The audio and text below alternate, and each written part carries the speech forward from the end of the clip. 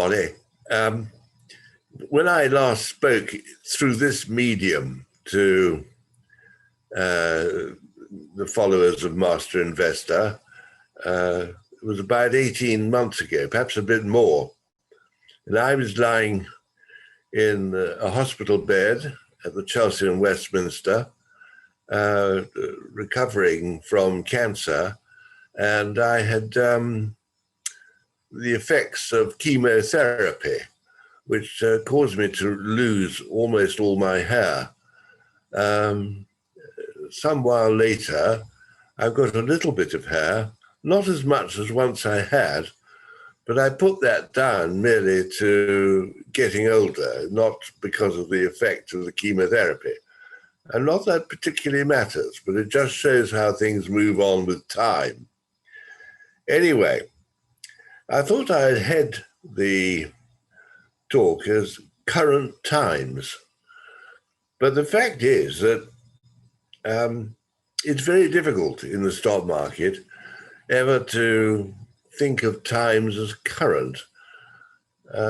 In one sense, they are current because it's what's going on now or has been going on in the immediate past. But in another sense, everything behaves in relation to many other matters that have behaved years ago. So it's rather strange that. Anyway, when I was in hospital, I was looked after by my wife and personal shopper of 51 years, and she's still at it. And I've been very lucky, actually. So if I bitch about various things that are going on, I don't want listeners to think that I am minded to complain about my lot in life. I don't, but I do. But being of a romantic nature, I do complain about things, and I hope people will live with that as best they can. It's an element of tolerance required for an old grumpy. Anyway, it has been strange, 2020, in one sense, in that at the opening bell, FTSE was around 7.5 thousand. And then as the pandemic emerged and its full seriousness was taken on board by the market, it slipped to 5,000. And now it's around 6,300, 6,400 this morning. And my goodness me, there's a lot been going on. For instance, the question of the debt of HM government. In fact, it's the debt of all of us. And when I say all of us, I think Nicola Sturgeon hopes that by going independent, somehow Scotland will magically shed its share of British government debt. I don't think it's quite like that. And so what happens there, I don't know. People become rather frivolous about the debt generally surrounding us, but of course it's really big. When I think about it, how we got to where we are is really very extraordinary. For instance, when Blair and Brown were engaged in their lunatic expansion of credit on the run-up to 2008, one could see the whole thing was nonsense. There were credit card offerings to me personally coming in 3 times a week, which was ridiculous. And one or two I signed up, and I found myself with a startling collection of credit cards with a total credit available to them of over £100,000. And so technically it was possible for me to go round to a bank or two in the morning and clear £100,000 and clear off to Brazil. However, being indolent, I didn't do that. So one by one, the issuers of the credit cards withdrew the credit cards on the grounds that I never used them, which is true, I didn't. And in fact, although I'm quite prepared to take chances, there's one chance I will never take, and that is to owe money on credit cards. I think they're a dreadful disease. Anyway, that's the climate as it was then. And of course, the whole thing blew up. And then it was necessary for something to be done about it. Brown had 2 years at the checkbook, and he must have known there was no hope of these debts coming under control. And I think the electorate woke up to that, amongst other things. And as a result, George Osborne came in, and Osborne said, we're all in this together. Well, I suppose he was right, but I thought it was quite hopeless. It just couldn't be repaid. But I was wrong. The fact is that a young friend of mine, a very clever young man, he was at Slaughter and May as a solicitor, and then switched to his first love, which I think is politics. And as a result, he wound up advising Philip Hammond at the Treasury. And he's that clever. And he explained to me, and he'd done all the figures, that in fact British government debt was coming under control. Well, I really thought that was most unlikely, but so it proved. And things were actually really coming under control when, of course, the COVID affair broke out earlier this year. The debts that have been run up and will be run up by HM government right now are colossal, and, well, as everyone knows. And I can't see how these debts will be repaid in the normal run of things. Because the fact is, the people who can pay off these debts are people aged 30, 40, 50 now. And the fact is, they don't really want to, because the people who've got the money are the oldies.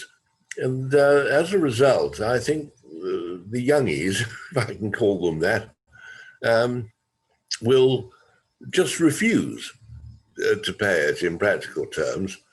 And yet the fact is there's going to have to be some means of bringing this debt under control. And to me, that means a degree of inflation. Of course, Mr. Bailey, as governor of the Bank of England, says that inflationists are just flat wrong. Inflation isn't going to get going. Perhaps he's right. He's got more power than I have. But really, I don't see how else this debt can be brought under control. As a result, I think that the outstanding investment or short investment currently available to followers is to short the long bond, which one can do in the spread market very economically. And you can do enormous amounts if you want to. It's a very strong market. And the fact is that it's around 134, 135, something like that. And it's a fabricated bond. It doesn't actually exist. It's based on long-dated gilts. And the fact is that you can get a perfectly good whack at selling this thing short, very simply and economically. You've just got to get it right as regards timing. And that really isn't so easy. But I certainly think it's worth having a go. You will find, if you give it a try, that there's quite a lot of margin required, because this long bond does tend to fluctuate quite a bit. But anyway, you can work that out yourselves, depending on the spread bet firm that takes your fancy. I hope you do very well out of it. It shouldn't be difficult to do well out of it. It seems to me nailed on. But I've been saying that for close on 10 years, so I don't think my view is very original. And it's not really been very accurate either. Anyway, I think there's something to think about. As I look around elsewhere, there is another factor which has come about, or so it seems to me, and that's the Greta Thunberg factor. When she first emerged, I was very impressed by her.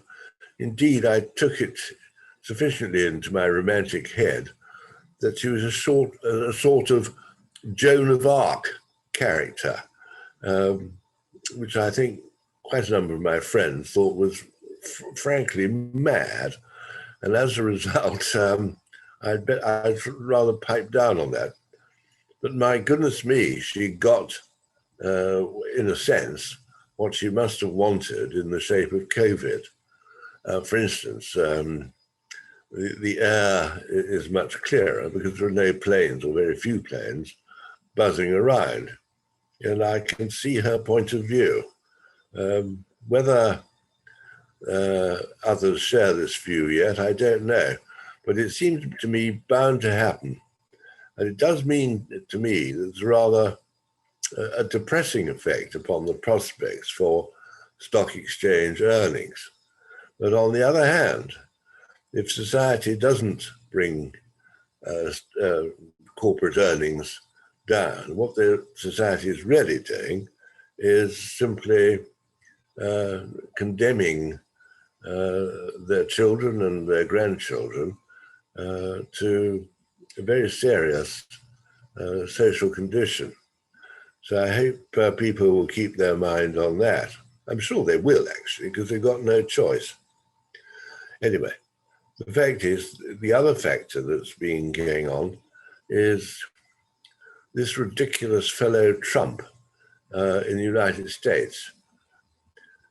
It never occurred to me for a moment that this fool would stay on after the presidential election, but it's a measure of how badly America has been governed that he thinks it's remotely possible to stay on.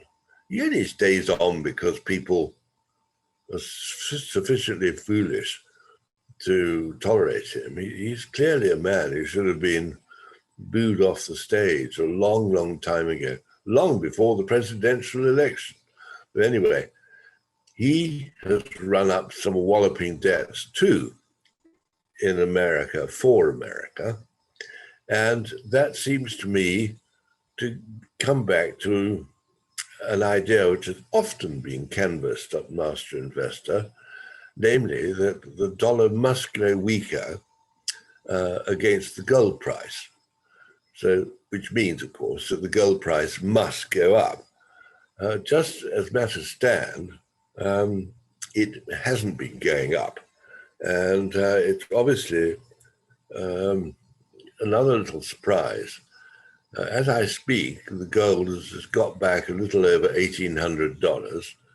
And I expect, if there's any justice, so to speak, in this world, that the gold price will march ahead ere long, as people who hold dollars will say, well, that's enough, I'm getting out of this. And the signs are that that is happening. For instance, sterling, which I think should be weakened because of the British government's debt, in fact, seems to be holding up against the dollar.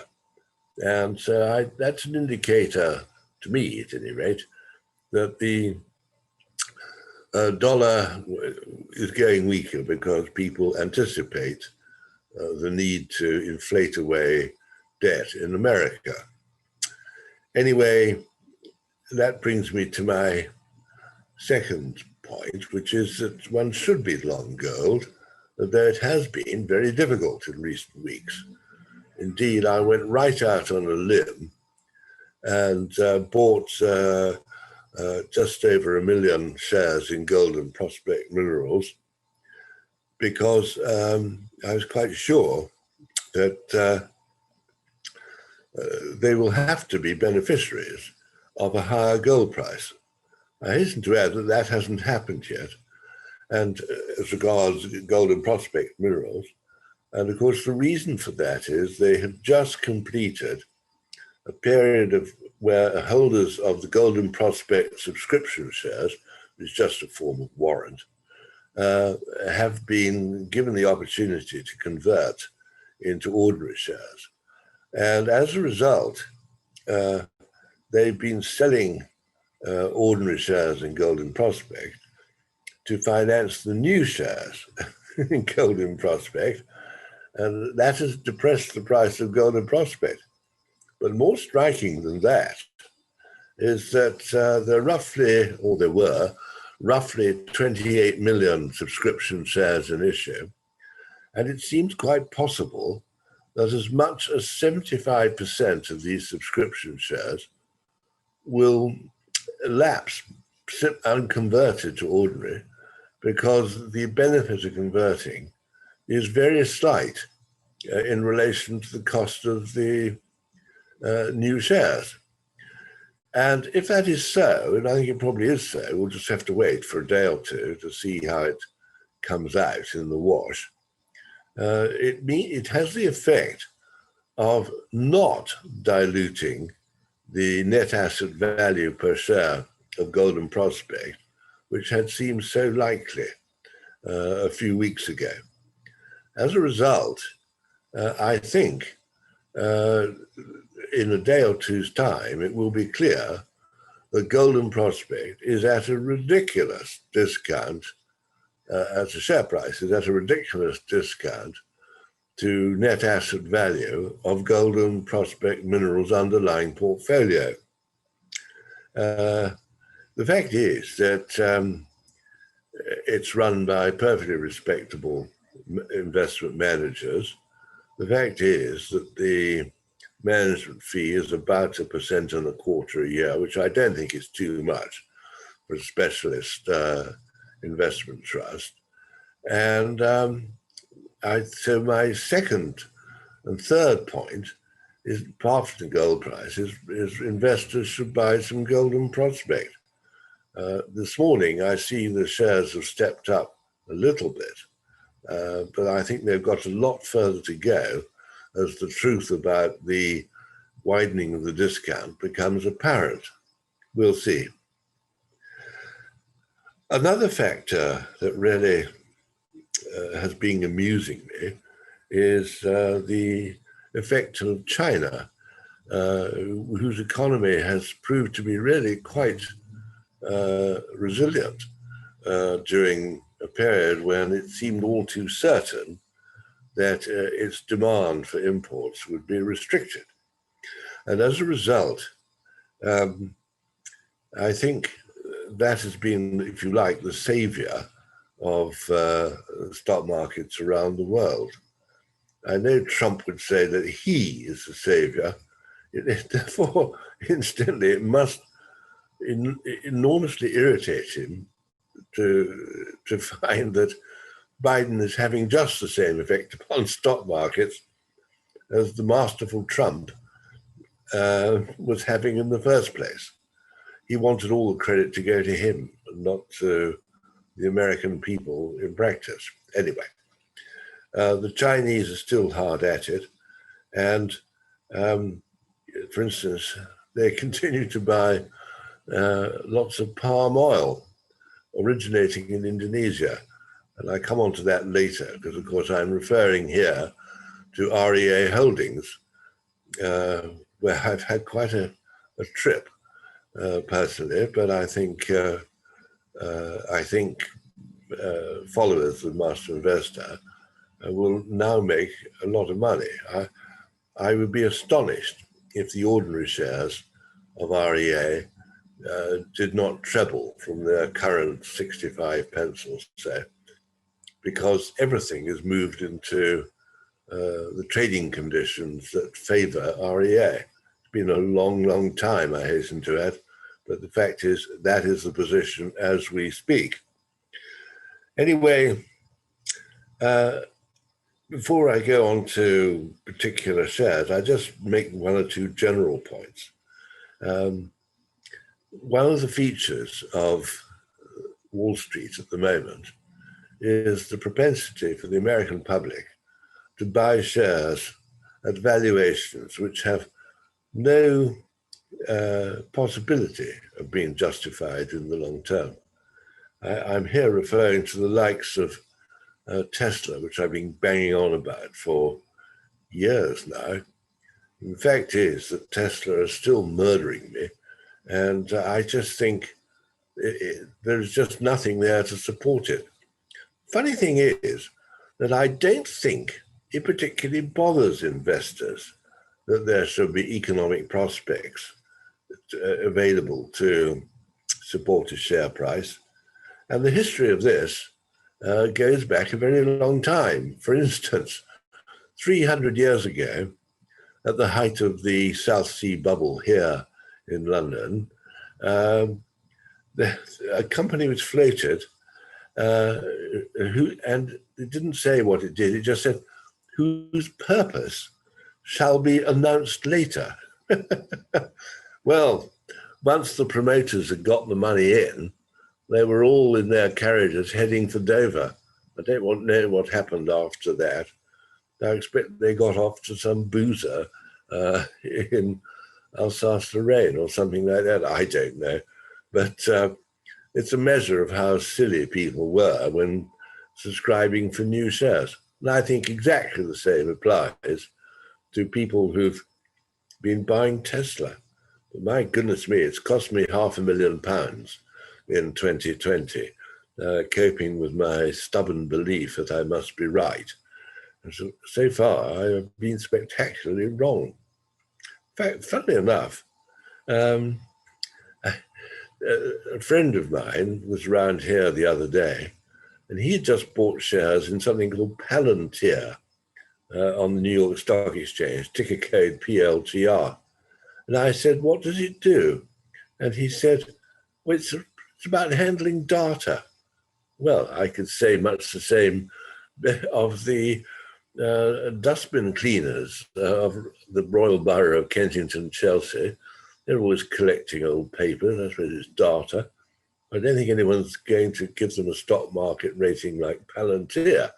Anyway, although funnily enough, I heard this morning on the wireless that Palantir has been paid £20 million or something like that by HM government for following software that follows the emergence of bottlenecks, which may arise as we finally sever ourselves from this ghastly arrangement with the EU. This will be the final arrangement of Brexit.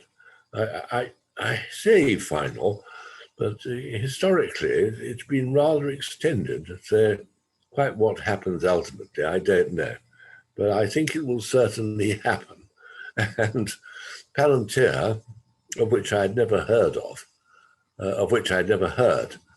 only a few days ago, will get 20 million from HM government. Whether that justifies the current price of $28, I don't know. I rather doubt it. Apparently, George Soros has got $300 million of stock to dump. That's quite a lot to get rid of. And but given the way things are, no doubt you'll have no difficulty in getting rid of it. So that's another little surprise coming along in stock markets. A case of plus à change.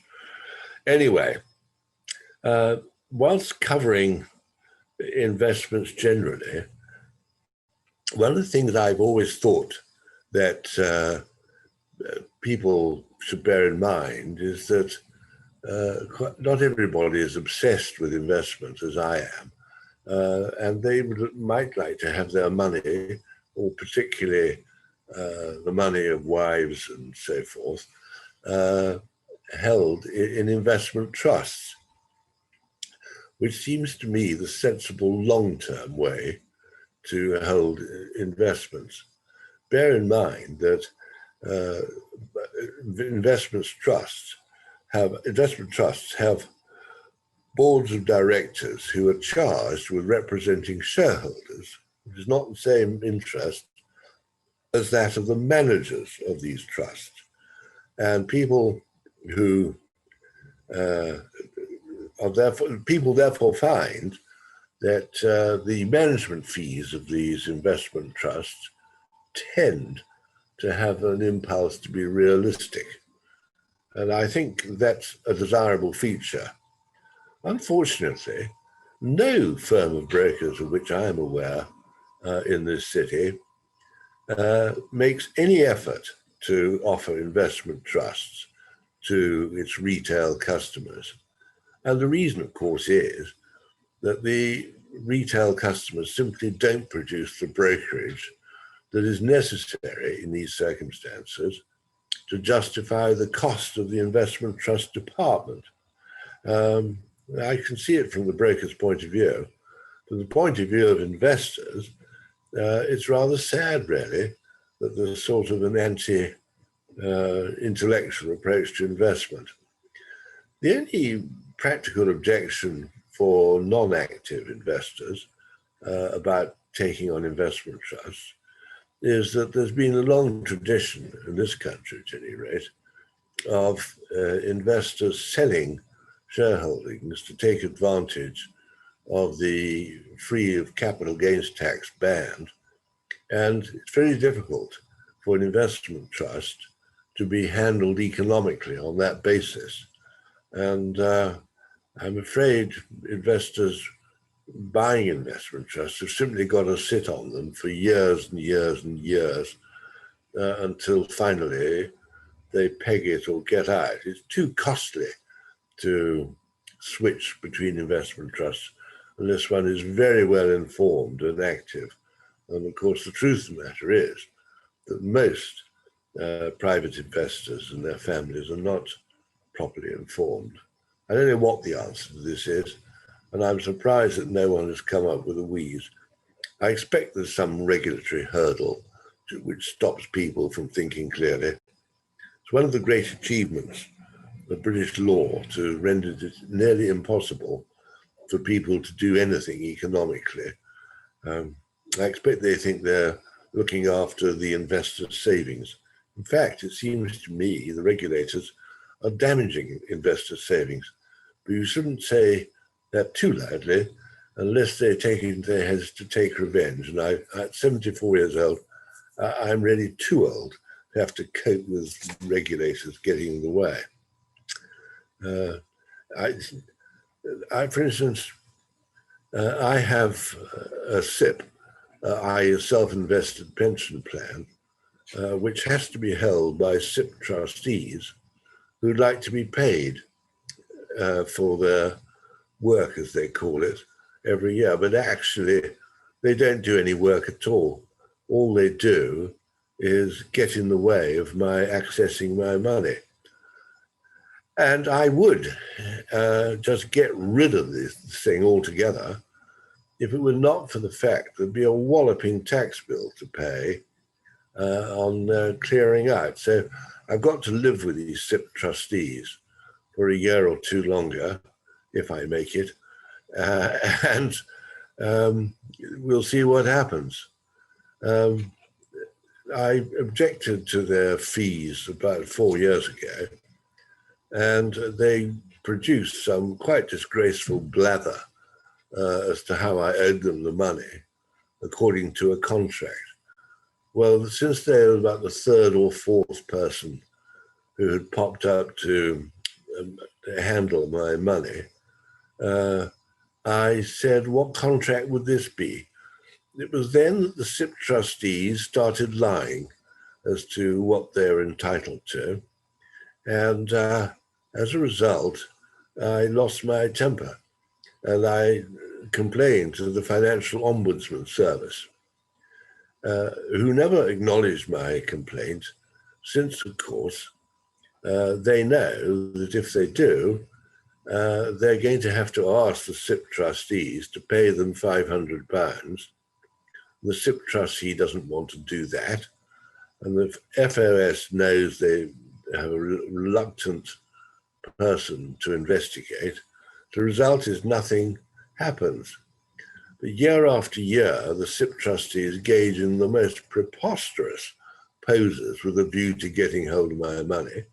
And I have instructed the brokers under no circumstances ever do anything that is proposed by these SIPP trustees, because they're only interested in trying to line their own pockets, and I can do without that. Anyway, I'm not sure they understand me on that point, but anyway, that's where we are. It's all a question of lawyers, some of whom I've encountered this last 18 months, ended up handling my late father's estate, where the three principal beneficiaries were myself, my brother, and my sister. And these lawyers are proved to be out of control. It's partly the law which renders the straitjacket in which they operate so expensive. It's partly because of the preposterous poses these lawyers get up to with a view to extracting money. For instance, as a rough idea, the original estimate of the cost of winding up the estate was about £18,000, as I remember, inclusive of VAT. Well, since this was the most straightforward estate you ever did see, with no problems on valuation or inheritance channels or whatever, it was perfectly straightforward, I still thought that was a lot of money. But by the time these lawyers had waffled around, the bill had got up to double that. And it is just a scandal that these people just filch your money on a matter which is not going to recur in any of the lives of the beneficiaries. And therefore, one has to make the decision to go through all the painful procedures devised by the Law Society to get hold of one's money. And I think also my brother doesn't particularly like fighting, and my sister is of that view generally. So the result is the lawyers have got clean away with it. I must say it's an intolerable state of affairs. And the point is generally raised that legal costs in this country are just far too high. A friend of mine, himself a solicitor, told me many years ago that there are only about 1,000 lawyers in this country who are any good. The rest are dross. And I rather think he's right. And all this £1,000 an hour talk, and even £500 an hour, is still a fantastic amount of money, is just out of all proportion. It's just a huge amount which gets levied by the lawyers. Of course, society as a whole is partly to blame because it insists upon having a wider and wider variety of laws which have to be complied with. The result is there's more and more work for lawyers. But really, most of these lawyers are pretty good dross. They just haven't got the brains to get stuck in and get on top of the subject. And I really, I don't know what's to be done about it. However, by accident, I was advised by a friend to buy ULS Technologies the other day, ticker code ULS. And they are, as a company, speeding up, for instance, conveyancing transactions over the internet. And as a result, that should assist in reducing the cost of using lawyers. And in fact, a day or two ago, the ULS sold one of its subsidiaries, thus engaged, for a very suitable sum. And so ULS now sits at 75p, and its brokers, Numis, posit a target price of 116p, with the interesting rider that if and when the shares get up to 116p, the chances are that there will be other prospects available to be grasped by the market, which would take the shares much higher than the current, by then current, 116p. So I think that's worth tucking away. At least I would have thought so. Anyway, the The year has been quite good for speculation. For instance, I had the happy experience of winning £220,000 on the Melbourne Cup.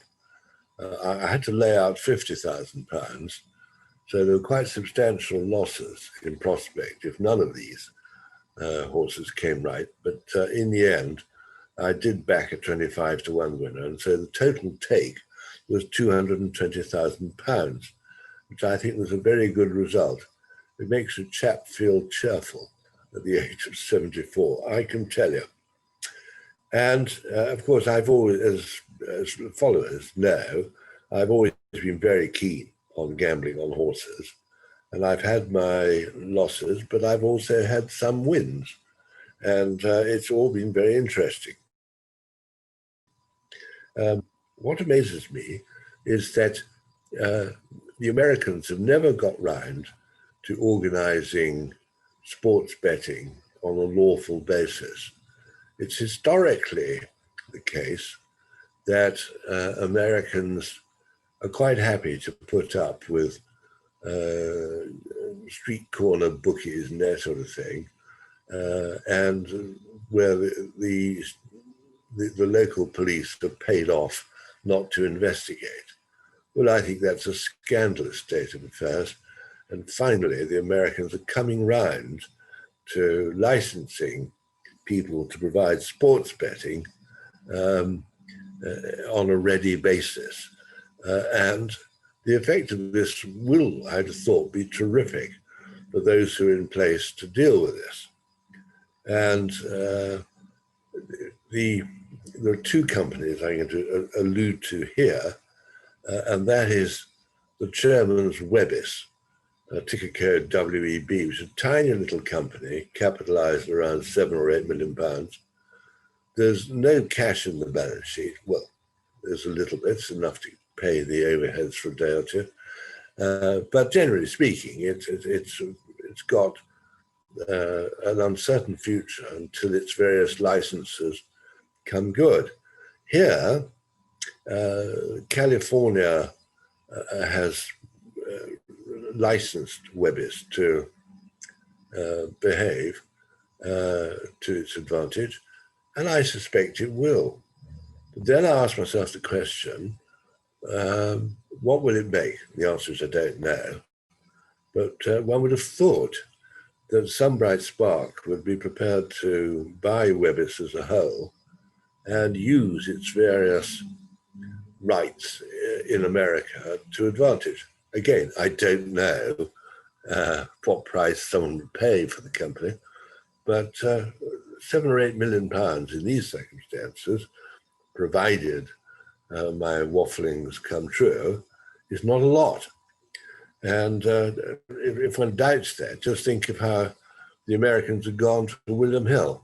Well, William Hill is a well-run business, and it has massive connections in the United States. This is really what the buying Americans have in mind. I bought, for instance, Sportec, ticker code SPO, a few weeks ago, partly because I've known its former chairman, Piers Pottinger, for really quite a while, and partly because I was told even longer ago that, in fact, Sportec has many rights to handle tote betting, which will prove very profitable. Anyway, this morning, Sportec announced the disposal of its tote interests for around £30 million. And quite what this means for shareholders, I don't know. But it's likely that this money will be distributed to shareholders. I would have thought Sportec is a good buy at around 28 or 29 pence. The fact is they have had an approach at 28.5 pence about 4 weeks ago. And it seems to me very likely that someone's going to up the business and pay rather more. We'll see. Elsewhere in the world of speculation, we've had, of course, the extraordinary story of Boohoo unfolding. I can't imagine why Boohoo currently stands at 310 pence or something like that. It seems to me so far ahead of reality that it can't possibly be justified. So I can't bring myself to buy Boohoo, anything but. On the other hand, it's worth thinking about that it's a beneficiary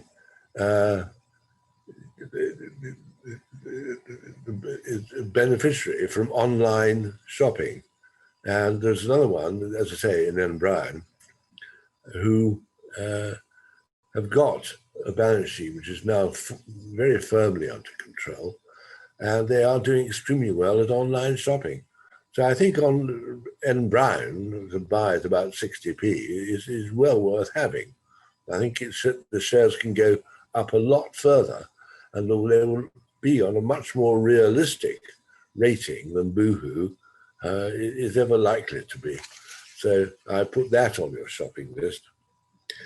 Elsewhere, from the same source as ULS, I got Amrit, ticker code AMYT. The shares are currently around 200 pence, and they have developed this extraordinary cream for dealing with a terrible condition. It's an inherited condition known as EB. I forget the full medical name, but EB is just misery, particularly for children. The skin hurts, and it takes hours for even the simplest bathing or dressing. It's a terrible condition. Anyway, it does seem as if Amrit has got the answer. Certainly the patients on the trial have insisted that they go on having the cream. So as a result, since all this should become positively clear early in 2021, I think we'll see that the sales will build up quite quickly. I'm told that the demand is so great,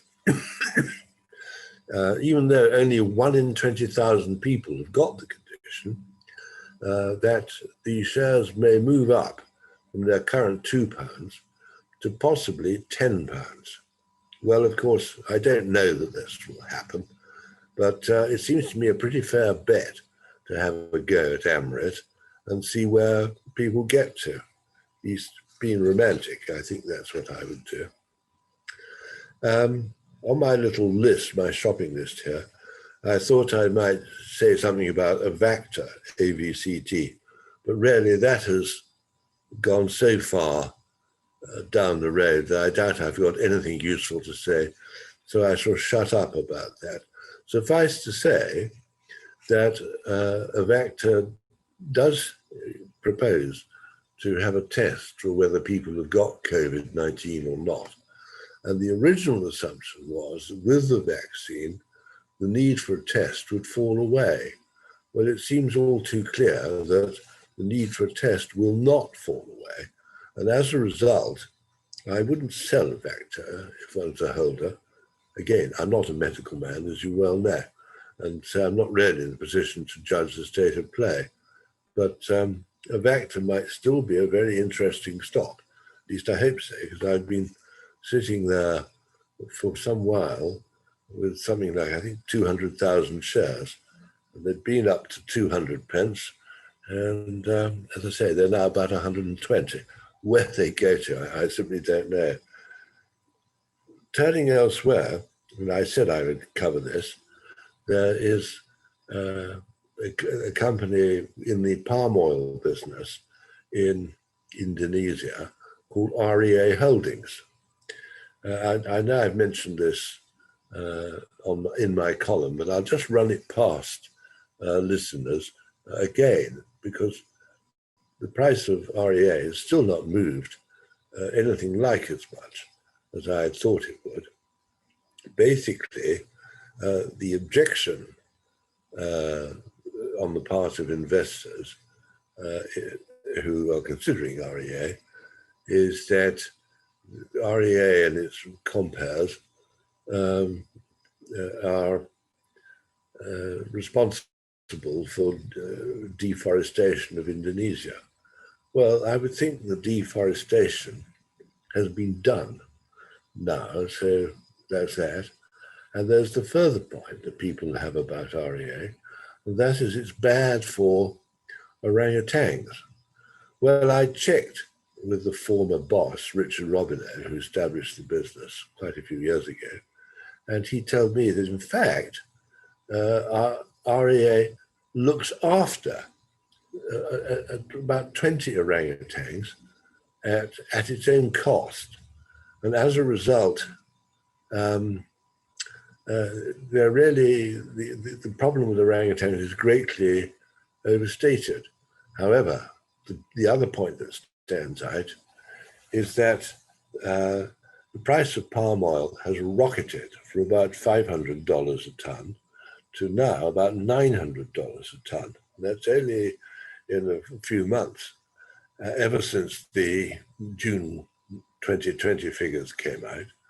And as a result, I think REA is not merely solvent, it's absolutely rocking along. And therefore, it's not necessary to confine your purchases to the preference shares, the 9% preference shares, which stand at around 80p to buy. It's worth really going for the ordinaries now, which are around 70p to buy. And because the money is there and it'll just take some time to come through. I mean, I don't think it'll pay a dividend for perhaps another year and a half. But once people start thinking about how much is tucked away in this company, they can't wait to get enough of it. And it's also worth remembering that the Indonesians would like a job too. And the plantations offer the only hope of full employment as far as they are concerned. So I think people could bear that in mind, including the venerable Sir David Attenborough. Anyway, I thought I'd consider Caribbean investment holdings, which I've had considered in the past. But I really nothing more particularly to add to what I've already included in the diary. But Caribbean Investment Holdings, ticker code CIHL, is really in banking in Belize, and it's controlled by Lord Ashcroft, who those of you who are a bit on the older side know to be a very rich man, and he's always had a great interest in Belize. In fact, I think he was brought up there. And a few months ago, he invested cash at 38 pence a share in Caribbean, and the shares now sit at around 45 pence. Well, I can't imagine Lord Ashcroft put his money in at 38 pence to be content that the shares now stand at 45p. I'm quite certain he's got bigger long-term fish to fry. So I think it would be sensible to accept there's a bit of political risk in Belize, but there it is. I think it'll be under control and investors will make a very reasonable sum of money out of that. Finally, I just would mention that I've always subscribed to the Investors Chronicle. In fact, I think I first started reading it when I was at school. I'm not sure about that, but I think I did. And certainly, I read it for many, many years in hard copy form until the delays in delivery to my front door prompted me to take up a subscription online. And as a result, that's how I access the words of Simon Thompson. I'm not particularly interested in the comments offered by others. I think we should be thought rude to them, but actually, Simon Thompson on small caps is very good. He's always very lucid and carefully thought through. And of course, he's dealing in an area where institutional investors simply won't deal because they can't get size. So I urge followers to subscribe to Investors Chronicle just for the words of Simon Thompson. You don't have to pay any attention to the rest. Not in my view, at any rate. And so we'll see what 2021 produces. It might really be quite considerable. I'm quite optimistic, although whether I regret that, I don't know. It's just that the imminent shakeout of Wall Street, should it arise, won't be very helpful. But at the moment, I've been so wrong on that, I'll just have to go on being wrong for the foreseeable future. Anyway, good day to you all.